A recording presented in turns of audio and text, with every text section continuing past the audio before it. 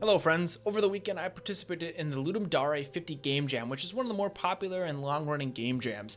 I was a compo project, which means I had from Friday at 8 p.m. to Sunday at 8 p.m. my time, so 48 hours to build the game from scratch based off of a theme. This year the theme was Delay the Inevitable, and I was very proud of the project I came up with. This is going to be a devlog to showcase that work, talk about some of my lessons learned, and really dive into what it takes to make a successful game jam game. Alright, without further ado, I'm Aramis, let's get into it. I had a few goals for this game jam, and I think it's good to define those and before you get into it. So, my first goal, and my goal with every Ludum Dare and every game jam I participate in, is to decide an idea and scope a project that I can actually complete in 48 hours. My second goal was to have a game that people would go, oh, that's a fun take on the idea. I've participated in a few previous game jams, and my ideas were a little bit more on the nose, whether it was for Stuck in the Loop, making a game about going around in a loop and a loop and a loop. It wasn't very creative or innovative, so I wanted to try to make that part of my game and part of my idea, so that someone would play my game and go, huh, yeah, you know what? That is a very fun take on this theme. Well done there, Aramis.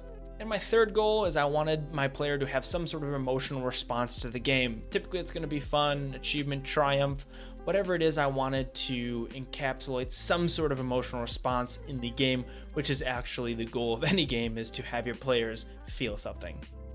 I typically go into the game jam blind, but this time I wanted to do a little bit of prep work since I would be live streaming and I wanted to have a good plan heading into it. So on Thursday, the day before the theme announcement, I went live for a little bit and just went through the theme list, voting for which ones I liked and writing out a few different ideas for some of them.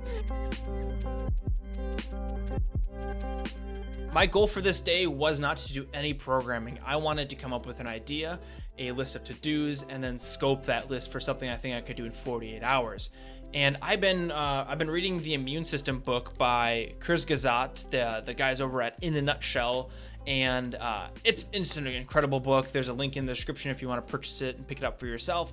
Highly recommend it. It is the book itself is worth every penny. It's very thick, colorful pages with just great illustrations and everything you've come to know and love from that great YouTube channel.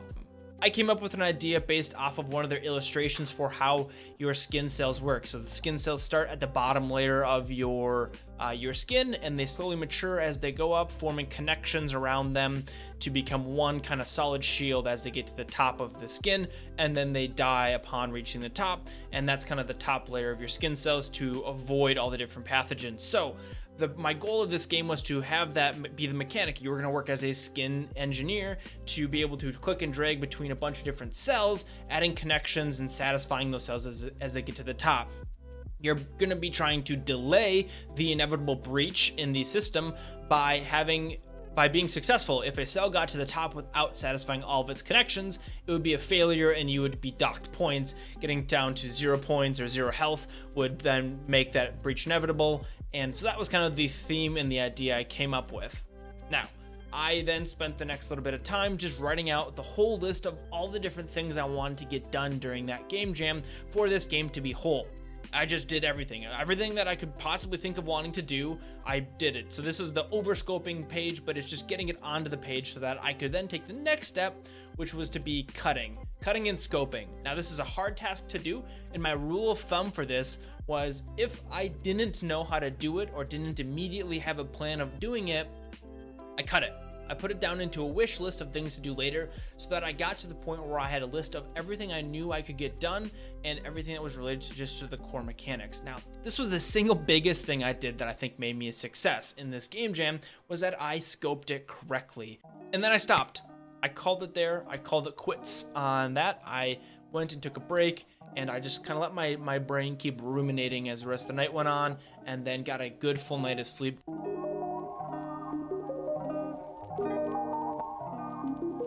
My goal for Saturday was just to get the core of the game built out without adding too much polish. And because I had scoped it correctly, I was able to get that done relatively quickly because I knew all of the small pieces I wanted to get done, and I didn't just rush into programming in the first night. I kind of let that idea sit and ruminate in the back of my head and really had a good approach and design idea before I started programming. And so I had some extra time during the first day, so I started pulling items from my to-do list up into the kind of core gameplay, and it was a really great idea to have that to-do list. I was constantly checking things off and editing and changing it as time went on.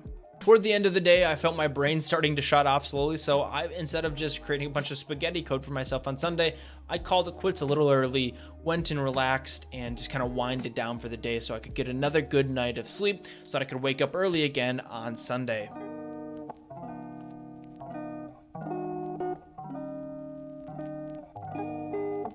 Coming to Sunday, Sunday was going to be the day of polish and the day to really make this baby shine.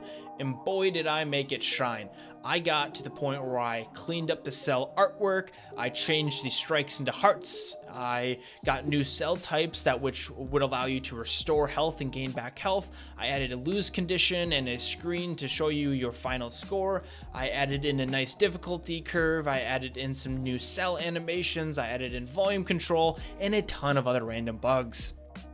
I streamed for about half this game jam. I kind of spent the mornings being alone and just jamming out, and then the middle of the day to the end of the day was supposed to be live streaming. But on Sunday, with about 4 hours left to go before the deadline, I just needed to get into a flow state and jam out a bunch of things, which was a good decision. I stopped streaming and I was able to really accomplish kind of the last little bits and bobs that really put this game over the top in my opinion.